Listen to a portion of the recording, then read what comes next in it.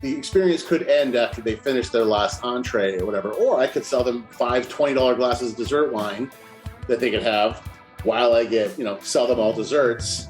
And then I sell them all cappuccino. They ask for coffees, but I sell them all like $5 Americanos instead of $2 coffees, and then I've added like $120 onto my check average, or onto my check. Yep. When a lot of people, servers just be like, well, okay, can I get you guys anything else?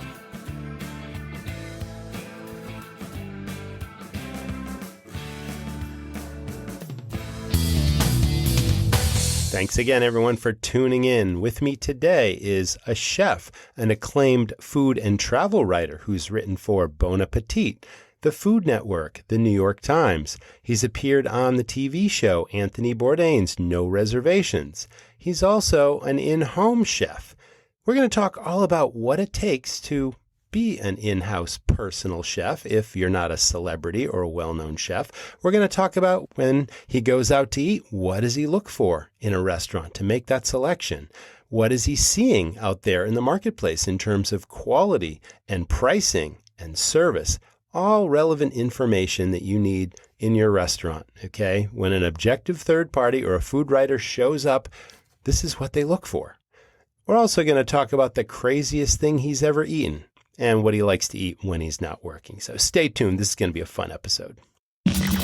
You're tuned in to the Restaurant Rockstars podcast. Powerful ideas to rock your restaurant. Here's your host, Roger Beaudoin.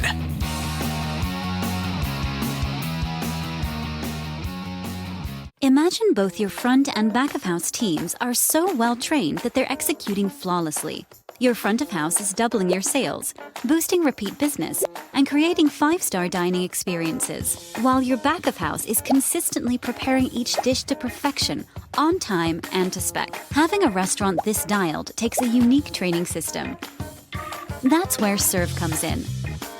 Serve means study restaurant variety, and it is a powerful, mobile training system, custom built to meet the needs of your restaurant. Serve will up-level your team's knowledge and skills, maximize your profits, and create experiences guests will rave about. Serve is the key to unlocking your restaurant's hidden potential and will prove that the more your team is able to learn, the more your restaurant will earn. It's Serve, and it's a game changer. Ready to serve? Get started at servenow.com. Not answering your phone is one of the quickest ways for your restaurant to lose a potential customer. But between serving in-person customers and dealing with the kitchen, it's hard for staff to prioritize incoming calls. That's why your restaurant needs Pop Menu answering. Simple questions that keep your phone line tied up can be handled without pulling a staff person from your in-person hospitality. Reclaim the power of your phone. Pop Menu Answering is powered by artificial intelligence to answer the simple questions most people call in with, like, do you have outdoor seating, or what are your hours? Within the Pop Menu platform, you can customize answers for your restaurant and choose the voice your guests hear, plus create customized greetings. Pop Menu Answering picks up your phone 24/7, 365 days a year, turning every phone call into an opportunity. Plus, Pop Menu's full collection of tools helps optimize your restaurant's website and menu, streamlines your ordering experience, and assists in retargeting to enable you to build long-lasting relationships with your guests. Get help answering your restaurant's calls now with Pop Menu Answering. And for a limited time, my listeners can get $100 off their first month plus an unchanging monthly rate at popmenu.com/rockstars. Go now to get $100 off your first month at popmenu.com/rockstars. Welcome back, everyone. This is the Restaurant Rockstars podcast. We're so excited that you're here. With me today is Mr. Joe Ricchio, and he is a chef, a food and travel writer, the host of the Food Coma podcast. Sorry about that. How did I get that comma?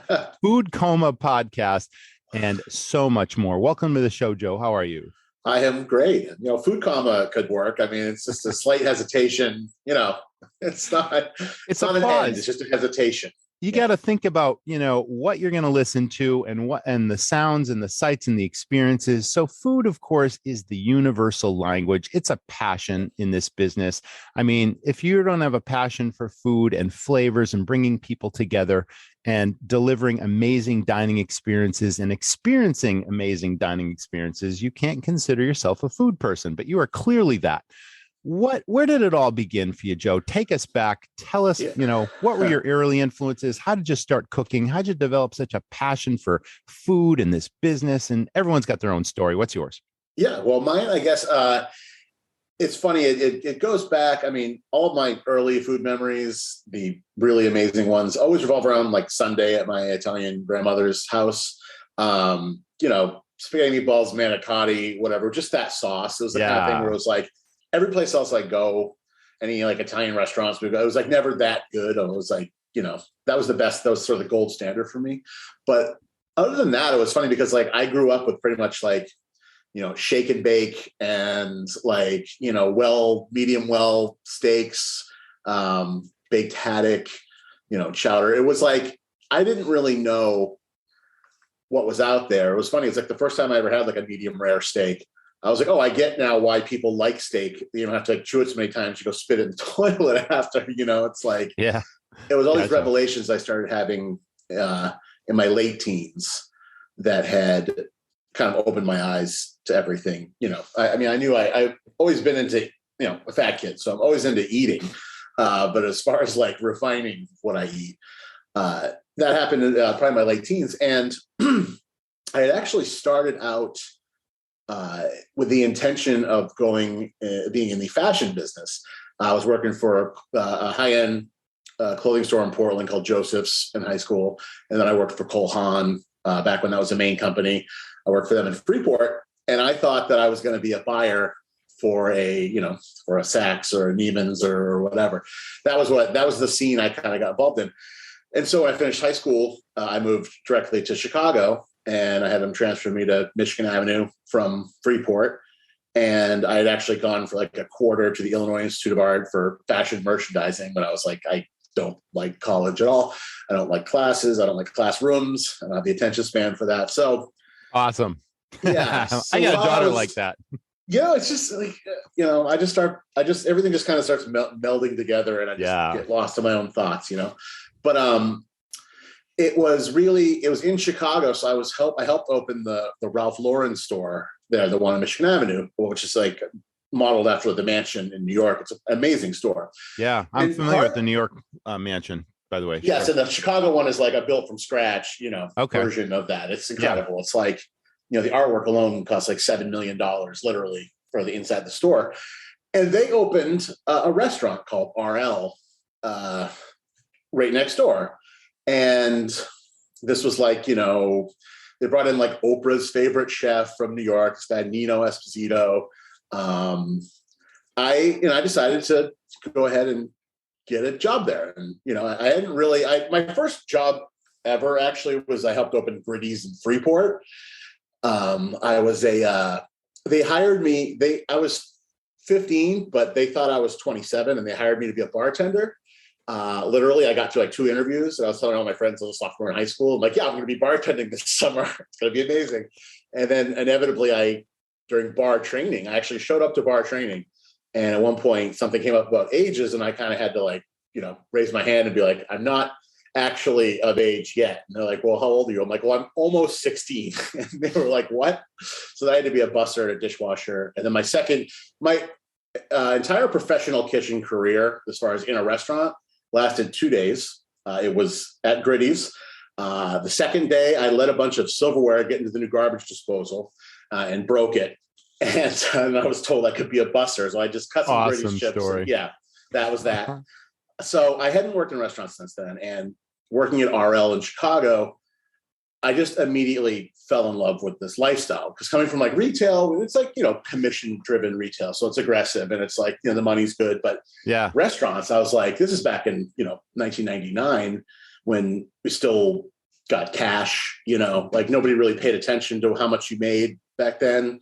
So you didn't have to really declare. It was just like, I was making so much money there because I was like, and they like because when you work for the store, they do all these wardrobing sessions where they outfit you in all these different looks. And then I got all these other like purple label suits and everything for working as a host in the restaurant.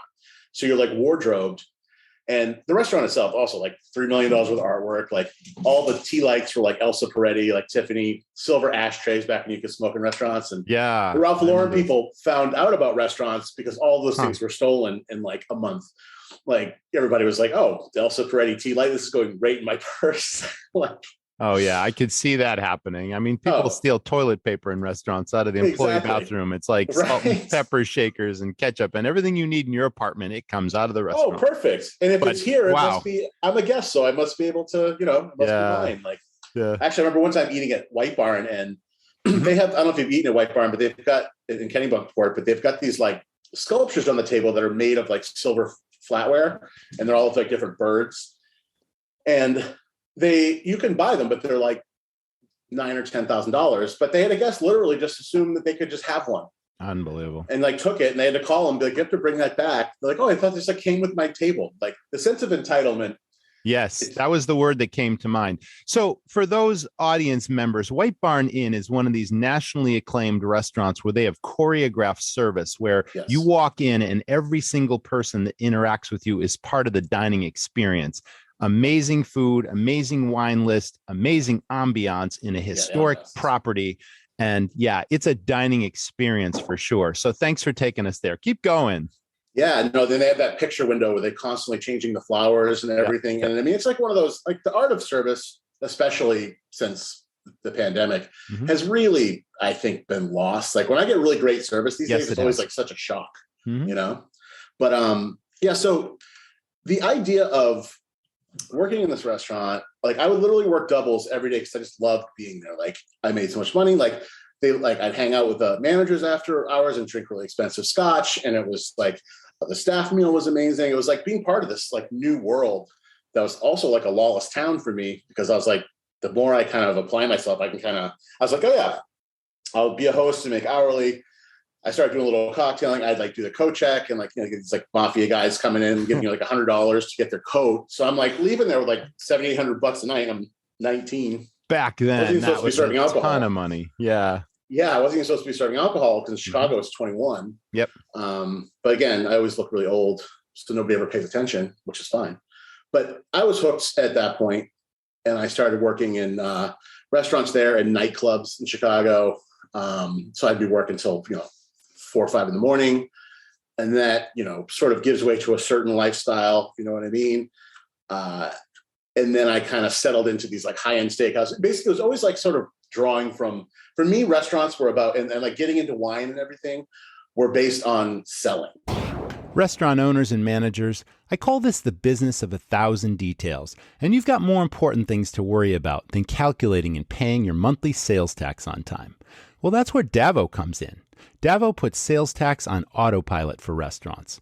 Davo uses sales tax data from your point of sale system to set aside the exact amount of sales tax you collect every single day, and then files it and pays it when it's due, on time for your restaurant every month. Davo takes just 5 minutes to set up, and once it's up and running, you never have to worry about paying sales tax again.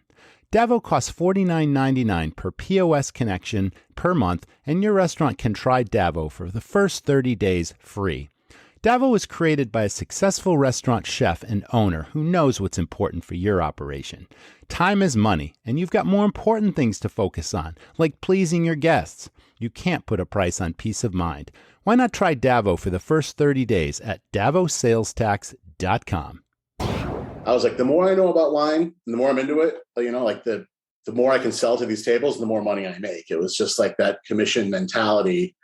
So thank you for mentioning that, because I'm a huge believer in hospitality. I'm a huge believer in exemplary service and building relationships with the guest. When you're a front of house person, like this is what you're there for. It's like there's so many opportunities in restaurants, and you clearly connected the dots where if I am super knowledgeable, product and restaurant knowledge, I can then suggest things that I know the guest will enjoy. It'll double the check average. It'll put more money in my pocket. And best of all, the guest will have a better experience.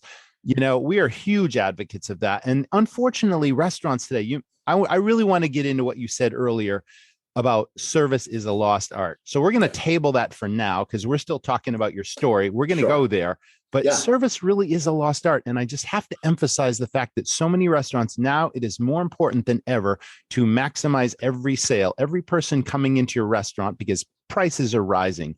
And, there's so many issues that we're facing post-pandemic. As we come out of the pandemic, labor shortages, we have to pay people more money. It's like rising costs of food, supply chain shortages. It's like you can't afford to miss any sales opportunity. You can't have order takers on the floor, and you have to deliver amazing experiences to set yourself apart from the competition. And I've always thought of it, Joe, as, a server, a bartender, anyone, that's in that position literally has an opportunity to have their own small business within the business. Yeah, and you're almost like renting a space. Thank you. Like almost like a stylist rents a chair. Right. And the restaurant owner is taking all the risk. If they own that property, or if they're leasing that space and they're paying the cost of goods and the payroll and the insurance and, all these things, they're sticking their neck out. And why then wouldn't they empower and train the staff to recognize opportunity, to suggestive sell, to know the menu inside and out, and to maximize opportunities for that restaurant and for that person? So I'm a huge believer in that. Sorry to take you away. I will touch on all of these elements with you and extensively because I'm into it. And this was the kind of place that's great because, this was a restaurant called Nine Steakhouse. There used to be one in Vegas. The original one is in Chicago, and I worked at one in Chicago. Yep. And it was the kind of place where there's 13 servers. Each server had his own busser. And, you were tipping out 50%. You had bussers, polishers, food runners, service bar. There's a separate service bar just for the floor. But having your own busser, who I developed a relationship with one in particular, who we always worked together. And I taught him essentially to wait tables. So it's we just worked in this. And also if I didn't like somebody, I'd be like, you wait on him. I don't want to talk to him anymore, which worked out for me. But it's the kind of restaurant where, you sell a big bottle and you do the extra, run through the dining room holding the bottle so everybody can see what you sold, kind of rub it in part of the show, face. Entertainment, showbiz. Yep. Exactly. It's so that I was just so hooked on that. I mean, and of course I was in my early 20s. So it was I was able to, not sleep, I guess you could say. And really, I was caught up in this lifestyle. I was definitely partying a lot too. It was well, that's part of the game. And, yeah. I had a strong believer in just making a lot of cash and then putting it all back into the pool after my shift and then starting over the next day. Mm-hmm. And it was a blast. And I got to work with some really amazing chefs. And that was when I started really, because I worked in a couple of places that are really strong emphasis on caviar.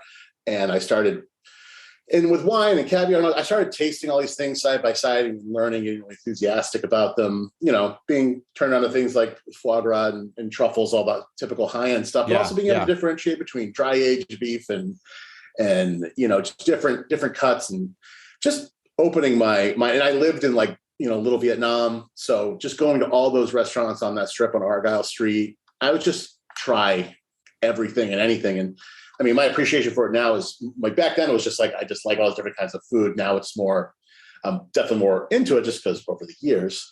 But Chicago was an amazing experience for me in restaurants. And then I was out there for about 6 years.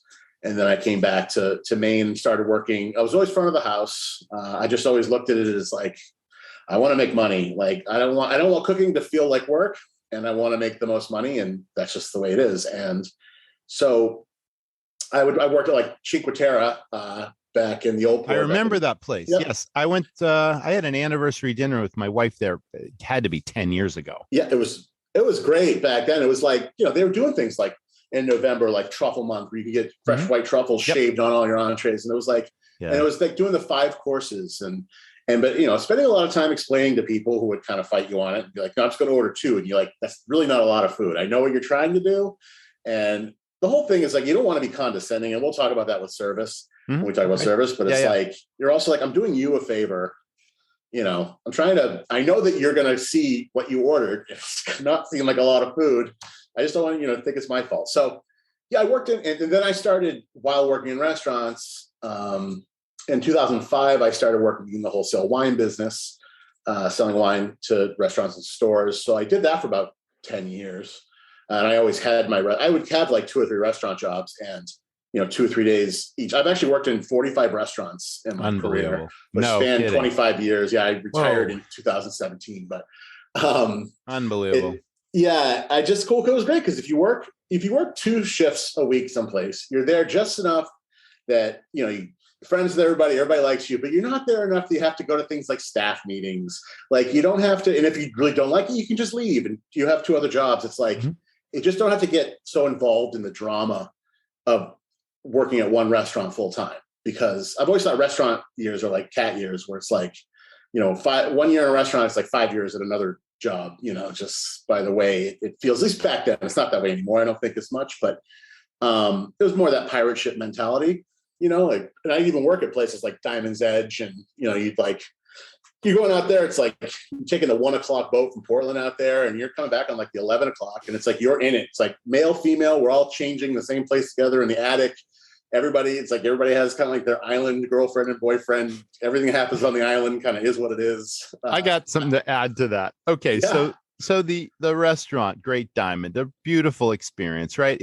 It is an experience because, like you said, you take the ferry from Portland, you land on this island, you walk up the hill, and here's this restaurant, right? So my wife used to be a pharmaceutical sales rep, and she used to wine and dine doctor clients back in the day when those you try to sell people to wait on. That's over now. That whole industry has changed. But back in the expense account days, so we had this she had this doctor who had a very nice power boat. It was probably like 40 feet long. And so she invites this guy out to dinner, and he invites a bunch of people, and he's like, oh, why don't we take the boat kind of thing? So we essentially chartered his boat to go from Portland to Great Diamond and all that kind of stuff. So we walk in, we're in this big table. There's probably 15 of us having dinner, and they left it up to me to order the wine, and I'm scanning the wine list, and we are mostly having seafood. So I'm like, okay, I'm going to order a nice white. And I'm looking down, and the only label I recognized was Greg Norman, who was one of my favorite golfers, right? So Greg Norman had a winery. So I ordered the Greg Norman Chardonnay. So the server was he's a college-age kid, had a great personality. And he said in front of the table in this nice upscale restaurant, when I ordered the Greg Norman Chardonnay, he, in all honesty, looked at the table and he's like, I wouldn't recommend that wine. The last table that ordered it said it tasted like cat piss. And this is exactly what he said. He was totally honest. Well, we all erupted in laughter. And I'm just like, that's a memory from that restaurant. Yeah. And also, that cat piss is actually a very commonly used flavor description for a lot of white wines. So it's there you go. He didn't even realize he was on top of it. That place is amazing. It was like, get a party like that, and like the surf and turf was like $80 or something. So you just be like, oh, I sold everybody a surf and turf. Beautiful. It's like, I'm just going to send out a bunch of advertisers while you guys look at the menu, and just kind of like, you could read the table and just sort of take them on a journey. I call it the magical experience, right? You take them on the magical journey. You tell them everything about what's great, and people just start spending money and ordering stuff.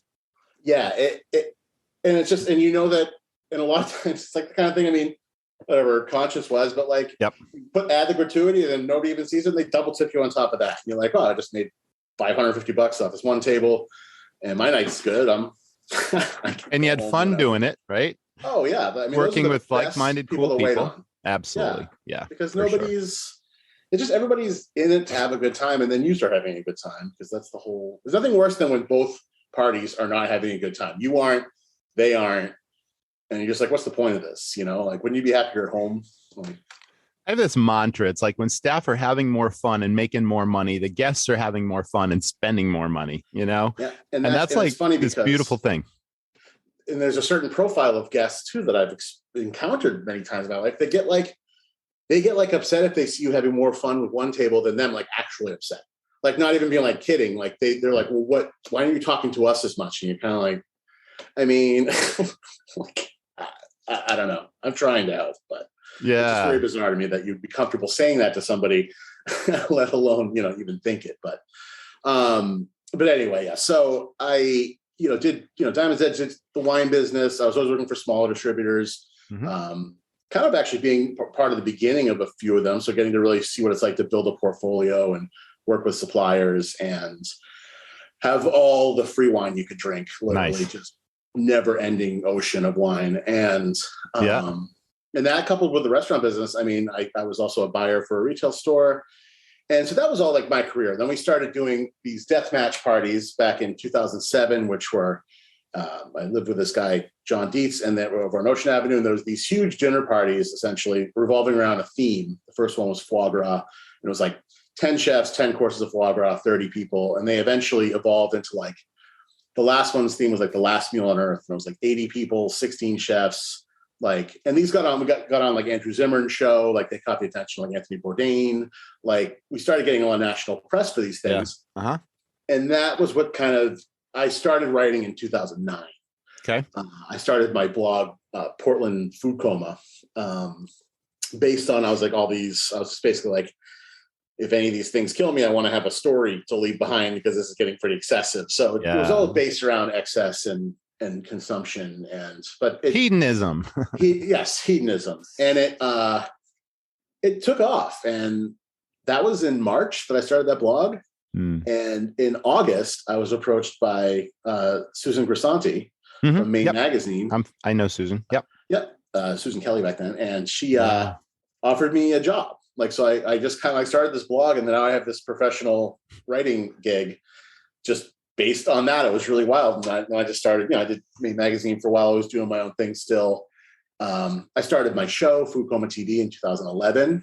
We sort of took the blog to a video format, and we had, you've got Anthony Bourdain on that with Eric Ripera at one point as guests on that show. It went really well. And I was food editor for Down East Magazine for 4 or 5 years. Maine Magazine was 5 years. I actually worked for Susan again for a year at Decor Maine, writing food stuff. I freelanced for Bon Appetit and The Guardian and the Ritz-Carlton and Lark Hotel Group. And it's been a fun ride, it sounds like. Yeah. And it's not over yet. Yeah. No, it's just entering it.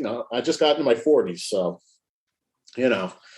So what's your favorite food that you cook for yourself when you're not working?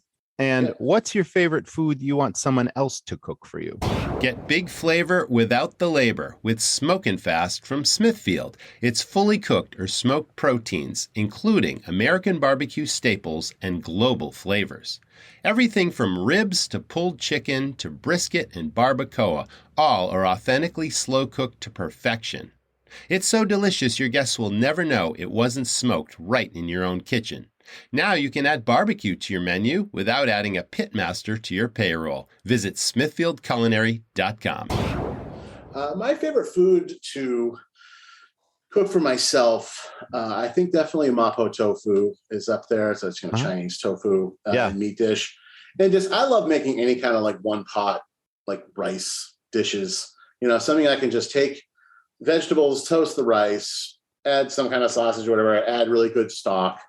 And okay, that's my cat is, it's funny because I lock my cat out of the studio because it likes to do the same thing. It's black cat sits right behind me all the time. But you know what? It would have been colorful if I let my cat in on this episode because we'd both have cat mascots on our chair. My mistake. Yeah, that's cool. Tony I love cats. Doesn't tend to get in the way of the audio, right? Tony, you're gonna be quiet. Okay, good. No worries. Leave the cat there. It's adding color to the show. So I see you got multiple cats running around. Just this one, but runs around a lot. Oh, I thought I saw a gray tiger running back and forth. That's this orange tiger that I think was a blur of tiger. That makes sense. Okay, it's caught in the light. All right, keep going. Yeah. Killer. I like to make those kind of foods for myself. As far as food, I like other people to make for me. I mean, is there really anything better than when somebody makes you a grilled cheese sandwich? I mean, it just tastes different than when you make it for yourself. I don't know what it is. Good old American comfort food. It goes back to childhood, right? Yeah, that's what I want. When I want to like go into somebody's kitchen and it smells like tomato sauce and olive oil and like onions being cooked in olive oil, like that kind of just warmth of like, even like those old school, quote unquote, like family Italian restaurants that don't really exist anymore here, I don't think. But there's just such a warmth to them, right? Yeah, the Chianti bottles on the table with the wax dripping down out of the candle, the straw on the Chianti red and bottles. white striped tablecloth. Yeah, straight out of a Billy Joel song, exactly. Yeah, or a little Sinatra thrown in. Right. Yeah. So you dine out regularly as well. Now, some of this has been on assignment because obviously you're a food and travel writer. We talked a lot about the assignments that you've had. Now, when you dine out now, what attracts you to a restaurant? What makes you select a restaurant? Obviously, you travel the state of Maine, you find obscure restaurants, you find famous restaurants, well-known ones, whatever. Portland, I don't need to mention Portland because we've talked about it a bunch, but as a food city, they say Portland like ranks second per capita number of restaurants, but it's a real food city. Like they've compared it to San Francisco. And you're best to talk about that. Of course, the food scene in Portland has exploded along with the craft beer scene, along with distilleries, along with, I mean, it is a real food, wine, and cocktail paradise if you come to Portland, Maine, right? It is. And people tend to, they come here and they definitely fall in love with it in its current state. It's changed a lot. Not all for the best. I mean, some of it has definitely become a little hyped up. It's just, when you look at the buildup, I mean, you asked what makes me want to go to a restaurant. Yeah, please answer. It's consistency. Just knowing that every time I'm going to have the same experience. Like, I mean, when I was writing, I was going to a lot of different places. But on my own, there's like 3 restaurants I go to in like rotations, like Judy Gibson, Cole's, and Tan Tan, the Vietnamese place up the street from me. It's like I'm definitely a creature of habit. Yeah. I just like to know, I know exactly what I want. I'm the kind of person that goes to a restaurant and like looks at the menu online beforehand or decides what they want to order before they even get there, unless there are specials. But like, I just don't. I mean, I think it's also my just aging process. Is like I don't get that excited about being out, and I certainly don't care about trying new like places when they're new. Like I'll usually go there like 7, 8, 9 months after they've opened. I'm not the guy there on opening night, and when I am, it's like back in the day when people would invite me to like friends and family soft opening, and it's just like that's really generous. But I mean, honestly, it doesn't matter whether I'm paying for food or whatever. It's just like my impression of the food. If it's not that great that night, I'm not going to come back for a long time, just because I'm just going to have that connotation. It's like I want to try it when you've had some time to like work things out and run smoothly, and you kind of get the menu locked down, rather than the first night where everything goes wrong the first night. That's just the way it is. Yeah, and that's fine. But I don't need to be there. We had a soft opening for a Mexican place I opened a decade ago, and everything went wrong. And there were avocado pits in the guacamole. Like, what the heck is going on here? And if you eat an avocado pit in a guacamole, like even if your best friend owns the restaurant, you're going to be wary of ordering the guacamole ever again there. Yeah. Just you can't help it because you just like you have that memory. Being like, what is this? What's happening here? The show must go on, though. Again, it is show business, so the show must go on, and it's like, and make it light. It's like, am I like, I don't judge people for their mistakes, but I also just can't help what I feel about certain. There have been restaurants that I've gone to because I've known the people that owned it, opened them, and I went to the first night, and I've had certain foods that I was just like, I don't know, this is so wrong that I don't think I'm going to come back here. And it's like I really wish I just waited. Well, with that in mind, I've always believed there are 3 important attributes to any successful restaurant, not in any order, but food, service, and ambiance, right? That's a simple thing. If you were to pick one, what's most important to you? It's changed over the years. I think there was a time that I would have said food, but that's just not the case anymore, because there's some places that like I'm so over it with the service there that even if I love the food, I will not go back. Like, and to me, it's almost to the point now where ambiance and service are sort of combined in a way, because the service creates the ambiance for me. Because unless you're talking like a really high end place where it's like there's a lot going into the design and the flow, like for your average sort of everyday restaurant, like the service is part of the ambiance. So that's why I go to a place like Cole's or Judy Gibson, for instance. It's like I know every time it's like staff's a certain way, everybody's cool. It's not like it's just I want to feel relaxed when I go out, and I want to know that I'm going to get something delicious. And do people treat you differently? Because again, you're a personality, especially in the state of Maine. You're easily recognizable. You walk into a restaurant, everybody has seen you on TV. They know who you are. Do they treat you like you're a celebrity? Do they just seat you like any other guest? I mean, do they give you special treatment? How does that work? Does it vary in restaurants? It can vary. I mean, it definitely happens. I mean, and honestly, I mean, sometimes like I definitely get like social anxiety. Like, I'm actually really shy. I think a lot of people think I'm really gregarious, but like we'd never know that. Yeah, no, I'm actually really shy when it comes down to it. And so I will actually avoid going to a place because I don't want to talk to people or run into anybody I know. and I'll just go to a place where I'm like, oh, I go enough that it's not a big deal that I'm there, which is just, that's something going on in my own head. But I do prefer, I mean, it's like, I obviously like to be recognized and say hi to everybody. Like, I don't want to, but it's like, I don't ever, well, I certainly never expect special treatment at all. When I get it, it's wonderful and it's always appreciated. But I mean, if I again, that's the kind of thing, if I wanted to, I love Anestis and Portland Food Map. And if I wanted to read that and always be at the openings and all these events and stuff, yes, I'm sure I could get a lot of attention, but that's just not what I want anymore. So we're going to get into service as a lost art. But the point that you just sort of triggered in my mind is it's that Cheers formula. People want to go where everyone knows their name, right? Okay. And that means that as an owner, a general manager, you really have to touch every customer in a personal way and make them feel like they're the most important customer. You need to touch new customers as if they're a regular or they've an old friend. That was always my philosophy running restaurants. It's like, it was not uncommon if I had, 15 servers on the floor and 8 bussers, and I had a lot of employees in my biggest restaurant, but I made it a point to train people that if any guest crosses your path, you thank them for coming in. So if you were a guest in my restaurant, it was not uncommon for you to get up and go to the bathroom and be thanked by 8 people on the way to the bathroom. And when you got up to leave, you were thanked by 12 people on the way out the door. You felt special, you know what I mean? So yeah, I'm sure, that happens to you. Let's talk about service as a lost art, because if you were to go back the 40s, the 50s, the golden age of restaurants, there were maitre d's that knew everybody, greeted you at the door, would seat you at your favorite table, would pull the chair out for the lady, all that, take care of that. You'd go to a gas station, they'd check your oil, they'd wash your windshield, all that kind of stuff. Yeah. None of this happens anymore in this industry, in this business, in this economy. So where did it all go? And granted, pandemic threw things sideways, but even before the pandemic, service is a lost art.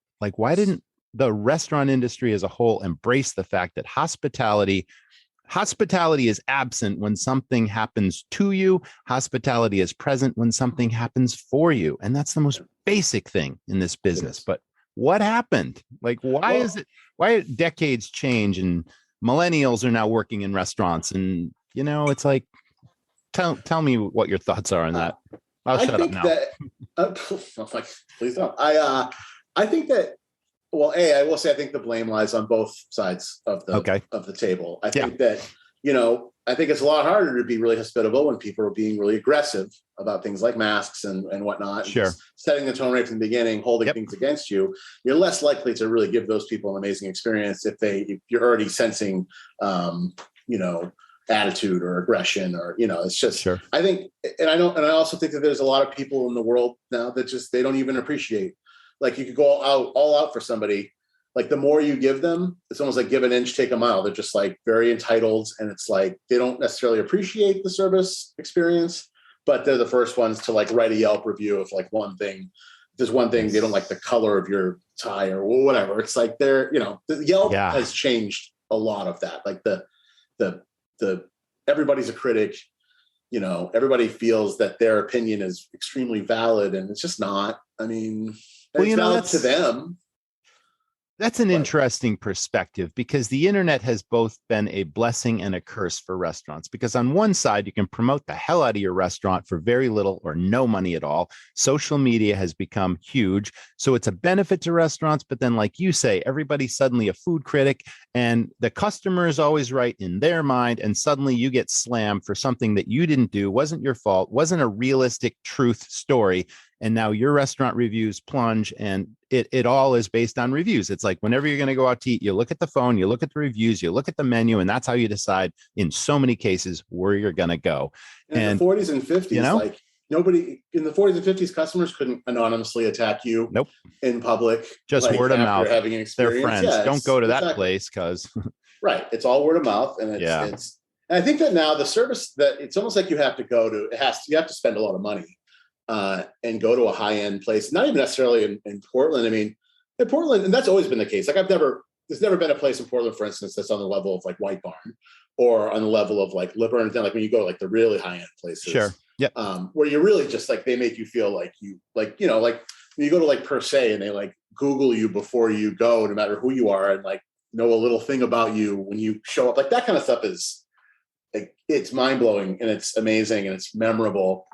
But I feel like a lot of places in Portland they're expensive, but it doesn't necessarily translate into service.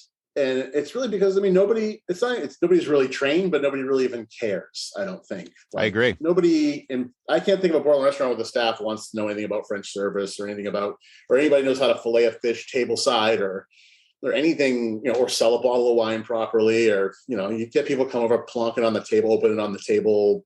Like, it just feels very like you can order a really nice bottle of Chateauneuf de Pape and be treated the same as if you ordered a bottle like Yellowtail Shiraz. It's just like nobody offers to decant things. Like, I know it's so true. It's just the whole. And once you start losing the elements. Yep. It's like then it feels really piecemeal because the whole thing has, as you said, it's a show. It has to flow as one big thing. And when you start subtracting all these elements, you just lose the whole.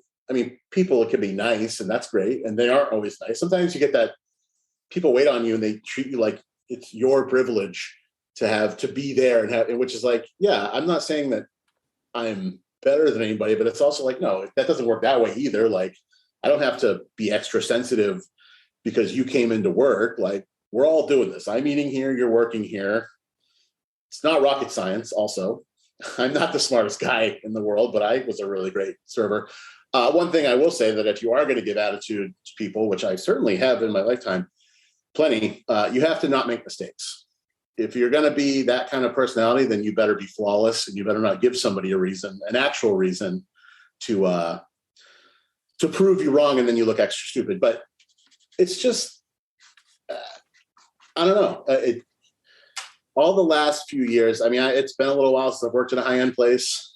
I've worked in plenty of them, but it's just, I don't know. I think the personal element is definitely there, but you don't ever go to a place and you're like, wow, like all my needs were like anticipated. I think one of the last places that did that really well was Back Bay Grill. Yeah. And they're gone now. But they had a good run for sure. But like the importance of a really good maitre d' Adrian there, like a man facilitating the dining room, everybody who people who care.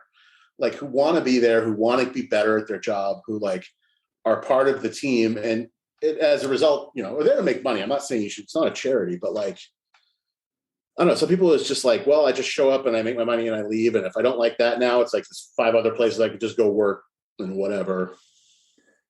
Anticipate needs. That jumps out at me because okay, so here's something for restaurant owners and managers to really think about and ponder. And it's a paradigm shift because most restaurants anywhere have delineated job positions. Your front of house, okay, you got a host and they greet people at the door and they give them a menu and they walk them to the table and they seat them and that kind of thing. And then the bussers obviously clear the tables and reset the tables and wipe the tables. And then the servers obviously take the orders, deliver the food, bring the check, and the bartenders make the drinks. That's a typical full serve restaurant, right?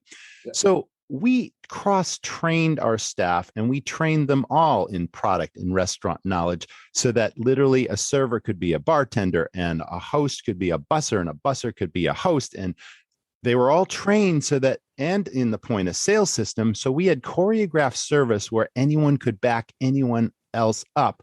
And we had this sort of rule where, well, in the weeds is a common term in this business. When servers suddenly get out of control, then they don't have time to engage their tables and interact with them and sell them things. They're just surviving, and people are always looking for them.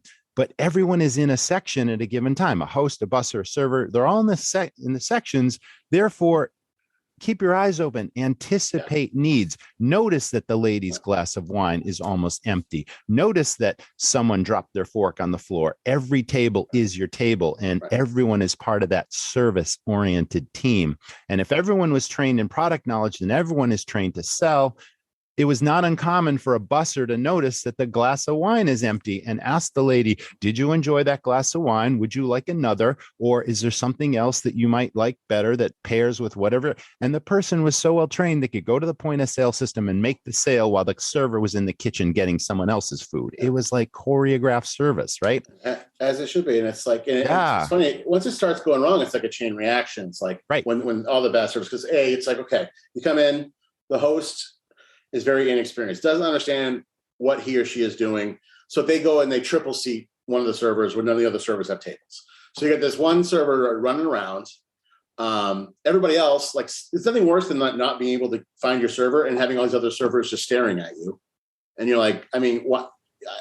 I know that we're not specifically, most places probably pool now anyway, but it's like pool tips, but it's like, yep. That's just that whole mentality, not my service, not my job, or not my section, not my job, not my responsibility. I'm only have to be aware of my tables because that's what I was, that's just what is supposed to happen. And then it's like, and then you got to, and then it's like all of a sudden the kitchen's like having a problem because one server is so busy, and then they're firing everything erratically, or they're piling on one station, and it's just like the whole thing. And yet there's all these people, there's all this set of hands that are doing nothing to prevent or make any of this, to ease this transition at all. And it's just like, and like I said, it starts from the minute people get sat in the way that you want. And like, as a server, sometimes I have to resist the urge to go scream at the host. Like, what are you doing? Like, look at the seating chart. Like, why do I have 4 tables and everybody else has 1 right now that you give me like at once, and that you're in the headlights? There's so much deer in the headlights in the front of the house these days. Mm-hmm. It's like, I mean, you just feel like you use the term order taker. Yeah. Clerking earlier. It's a huge pet peeve of mine. Yeah. It's just the hey, yeah, what'd you like? So how are you guys doing? Like, how is everything? Exactly. Like, can I get you anything else? Yeah. And that's it. And it's like, and you were talking earlier about, talking about service, and it's like, back when I worked in those places, like, yeah, yes, the experience could end after they finish their last entree or whatever, or I could sell them 5 $20 glasses of dessert wine that they could have while I get, sell them all desserts. And then I sell them all cappuccino. They ask for coffees, but I sell them all like $5 Americanos instead of $2 coffees, and then I've added like $120 onto my check average, or onto my check. Yep. When a lot of people, servers just be like, well, okay, can I get you guys anything else? Like, it's like, also the term "you guys," it's like fingernails on a chalkboard. I know, right? I know. You guys look at it, it's just like, yeah, it's fine when you and like interacting people, but it's just like at a table, it's like, what?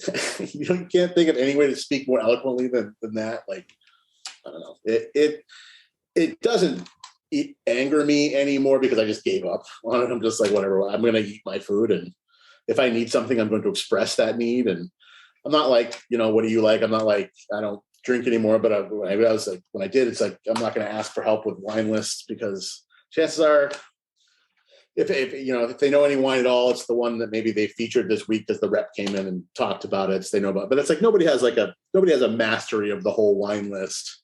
Yep. And sometimes if they do, it goes the other way, where they like almost get very arrogant with it, and it's so esoteric that you want to be like, you're spending a lot more time at the table trying to explain to somebody why they can't have a California Chardonnay, when if really you just put one on the menu, is it going to kill you? And then you don't have to have this dialogue with the one person who's uncomfortable that you want to sell Viognier or Muscadet, or, it's like, you can sell the wine people those wines, but you have to have something. It's like, whatever, have Budweiser, just because, so the one person at your tent top, maybe 9 of them want to drink like, Tilquin or, sour beers, but maybe one person wants a Budweiser. Just, why do they have to be uncomfortable? Just let them have their Bud while everybody else has their things. It's like, why do you have to have this confrontation unnecessarily and make them feel stupid? And then they get defensive. And once people start getting defensive, it's just like, that's things go out the window. Another interesting point, we had a mantra where we talked about having a strategy, having a game plan before you approach the tables, and knowing when to sell and when not to sell. Right. So the mantra was, another table turn beats dessert and coffee, because in some restaurants, people come in, they take up a table for an hour and a half, 2 hours, and they're just sipping their coffee while there's a line out the door, and the restaurant is losing money. The staff is losing money. So it's like, read the okay, table. You know what I mean? Read the tables. Thank you. So if they're having a round of like Chateau Yquem, let's let them camp out for a little bit if they're going to keep, but it's, if they're just having a Sanka, then like maybe it's time for them to go. Maybe they go to their Sanka at home. Like, it's real estate. It's Thank you. Yep. It's your real estate in your section. Yes. You're an independent contractor. I mean, it doesn't feel, there's so many things about it now. It's not, because you can't put the blame of any of this on any one aspect of the servers, the customers, the kitchen, because there's things in all of them. I mean, even the whole concept of like everybody being like, well, you have to tip out the kitchen all this money now. It's like, my mentality was always like, well, you know what? That's your job. See, I work for tips, so you don't have to pay me, but you have to pay the kitchen. Like, that's why you don't have to pay me. So you just pay them. I don't want to pay them. Like, how come I have to pay them now? Because I hate that mentality when people are like, you make too much money. It's like, that's not really any of your business. Like, what's too much and too little. Yeah. Like, I'll let you know when I make too much money, which will be never. But that was always a sticking point in restaurants too. We always told people it's no one else's business how much money you made. And we'd have a server, a bartender walks on a Saturday with $1,000 in their pocket. Meanwhile, the line cooks that are making back then $15 an hour under 900-degree kitchens for like 10 hours on their feet. There's a disparity there. And it's like, you don't want to like throw that in their face, Right. And that happens in a lot of restaurants. And then I'm also sure you've seen the conflict between front of house and back of house in certain restaurants where a staff person has a problem because a customer's meal was undercooked or overcooked and something needs to be redone. And then they approach the line and now the tickets are on the floor and those guys are like sweating and it's like they're just trying to get through the night and excuse me, this isn't right and I need a blah blah blah. And people have no idea how to communicate. You know what I mean? There's a certain way to say that. And I think the key sometimes is you have to work. And I've worked in it for a few chefs who are screamers. Yeah. So you walk on eggshells in those kitchens. Yep. We had a few of those. Fear. These are people that literally like, I've worked with people that have been able to make me cry. They're just so brutal. But I like that. Like, I think that makes you better. That would never fly anymore. But like, I enjoyed being afraid. And it made me do things. It made me think about what I said rather than just barging in and being like, where's that big good guy? Like, I have to be like, okay, I'm going to wait here quietly for somebody to acknowledge me. Then I have to respectfully tell them what's going on. And you can expect the same thing from them too. It's like, if you have something to say to me, don't just randomly scream at me as I'm walking by. The communication has to go both ways. It does. Yeah. And the teamwork can't be forgotten. It's not about this team working on its own in a bubble. It's like, okay, front of house, back of house, we got the end result is you got to please the guest and the customer needs a great experience, whatever that takes, whatever it takes. That's everyone should approach their job. Leave your Everybody's very me oriented. Yeah, I think. for sure. And that's just the nature of the world with social media and everything is very narcissistic. And I'm the center of attention. And if I'm not happy, nobody's going to be happy. And you should care if I'm happy. And you should care if this offends me because my feelings are the most important thing in the world.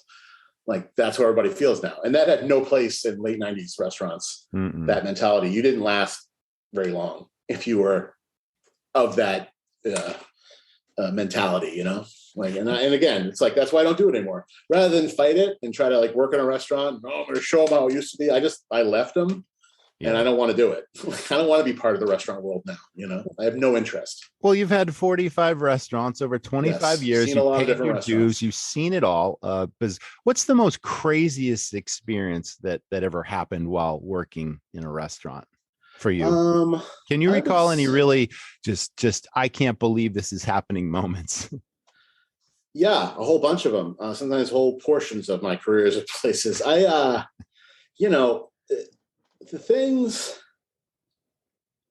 they all involve a lot of drugs and alcohol. So I don't have to get into a lot of detail. Right. There's been a lot of I don't mind talking about it either, but a lot of interactions with customers and getting crazy with them and getting, I'm trying to think of like that was the kind of thing I'd have to think about in advance. Because I'm like, I'm sure the minute that we stop talking, I'll be like, I'm going to think of 10 things that are like, there's been a lot of crazy things that's why I'm so drawn to the business was the unpredictability of the pirate ship.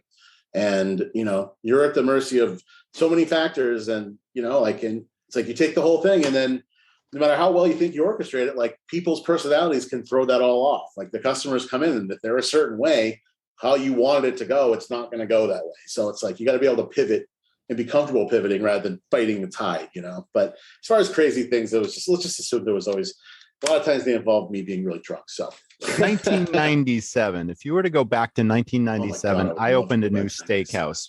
Okay. And this was not opening night, but it was a couple nights after we opened this place. And the very first thing that happened was the POS system crashed. I had a full dining room. And back then, it wasn't easy to troubleshoot a POS system. And so orders got double ordered and the tickets got spit out twice and duplicated orders. And customers waited an hour and a half for food that never came. And people got up and walked out without paying. And, all this is happening.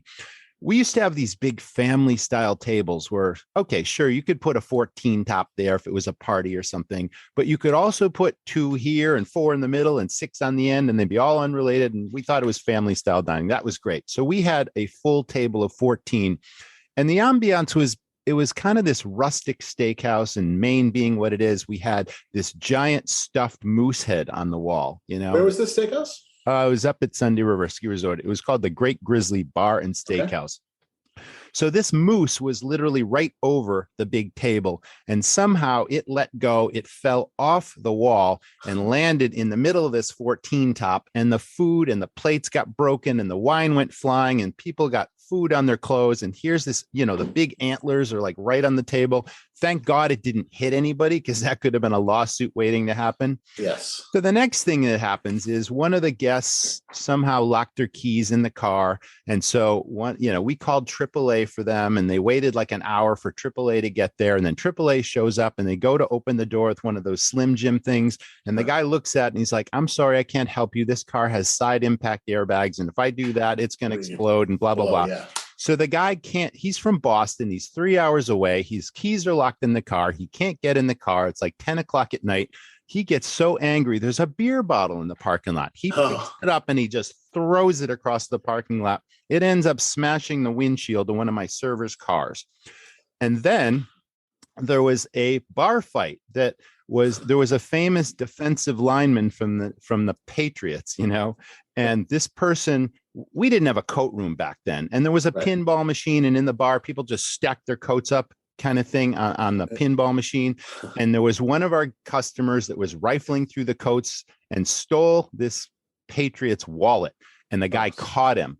And that guy opened up this customer's face right in the middle of the dining room. And it was just carnage, right? So that person had to go to the emergency room, and all this stuff is going down in the very same night. And I'm thinking to myself, how are we possibly going to deal with this, and how are we going to get through the night? And that's the restaurant business, right? The unexpected is around the corner. The dishwasher is going to break down. You can't wash the dishes. Board of Health's going to come in, close you down. It's like, wow. This is what we deal with. It's a well-orchestrated, hopefully well-orchestrated circus. And that kind of thing, I mean, just nuts. You never know. And it's funny, I thought of another thing about it. And people just view, from a customer perspective, they view restaurants as a different thing. Like, when do you ever go to a bank or a library and they're not open yet? And you're like, well, can I come inside and sit? People do that. They're like, yeah, we're not open yet. Like, okay, I'm just going to sit here while you wait. It's like, no, this is my time. Like, when we're open, yes, you can come in and sit. Like, people just think because it's a restaurant, they're just entitled to where are we supposed to go? And it's like, well, if the other stores are closed, is that what you say to Hannaford? You're like, well, you're not open yet. Where am I supposed to go? Can I just come in? And why is it different in a restaurant that you feel the need that I'm supposed to accommodate this? It's just like that mentality. It's like everything changes. Yeah, it's true. And it's amazing. It never ceases to amaze me, Let's talk about My 70s Kitchen. What's that all about? Yeah, so My 70s Kitchen. So I live in Portland now, but for 5 years I was living in Yarmouth up until last year. And my director, producer, Chris Lochran, does all the filming, recording, and everything that I do. We've worked together since we met in Boston back in 2013. And he was always like, he's always like, I want to shoot a cooking show. I want to do it's called a stand and stir, is this the format when you do your average cooking show. Mm-hmm. And he's always like, what's your kitchen? I'm always like, my kitchen's stupid. It's it's stupid. Finally, one day, because he was living in Salem at the time, he lives in Maine now, he was like, can you just send me a picture of your kitchen?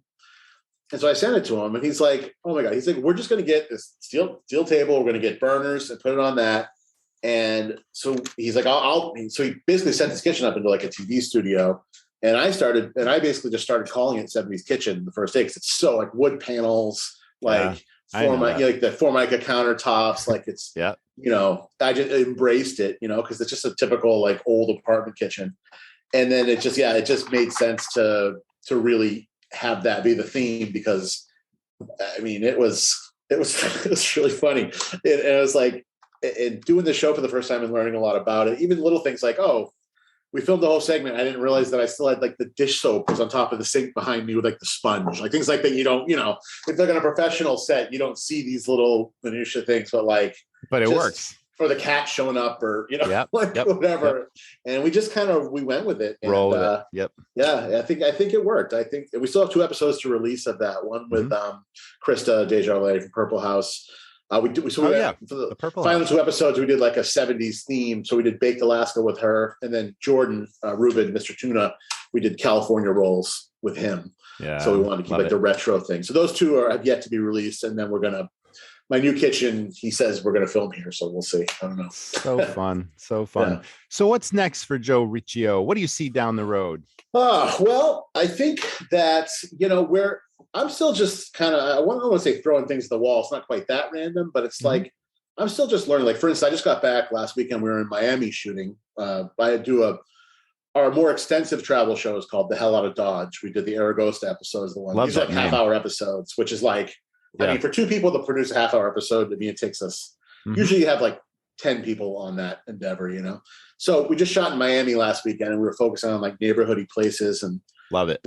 Fish out of water with me. And but it's just like, I'm still learning about what works for me. Like when you watch a lot of the other shows that I like, everybody has a kind of a style that they fall into that's comfortable for them. And like, I feel like I'm still always kind of working towards finding that like perfect formula, it's interesting. It's like getting used to, especially going to a place like Miami where you don't know anybody. Like we had like a fixer who like fell through, and we had like another guy who was great, but he wasn't there the whole time. So it's like going around with a big camera and even like filming in restaurants and having to do things like ask them to turn the music down or off. I mean, even though they're hosting you, it's like now like everybody's just staring at you. You always have that suspicion that everybody's looking at you, and usually it's not true. But when you have a big camera, of course, looking at you. Yep. And especially like the music goes off, and they're like, "Why is the music off?" And it's like, oh God, like it's just like trying to give a good show and utilize your personality while you're so goddamn embarrassed.